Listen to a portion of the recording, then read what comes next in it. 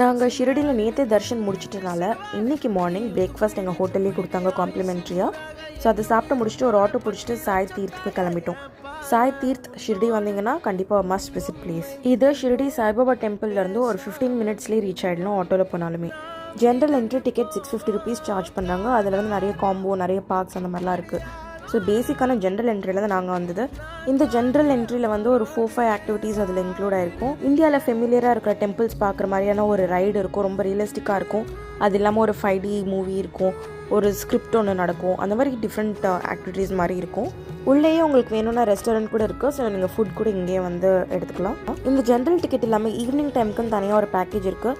So அதில் some light ஷோஸ்லாம் கூட இருக்குன்ற மாதிரி சொன்னாங்க. பட் எங்களுக்கு அதுக்கு டைம் கிடையாது, பிகாஸ் ஈவினிங் எங்களுக்கு ஃப்ளைட். நாங்கள் ஷிரடி வரப்போ கொடுக்கல, ஆனால் ஷிரடியிலேருந்து சென்னைக்கு போகிறப்போ ஃப்ளைட்டில் எங்களுக்கு பேபிக்கு ஃபர்ஸ்ட் ஃப்ளைட் சர்டிஃபிகேட் கொடுத்துருந்தாங்க.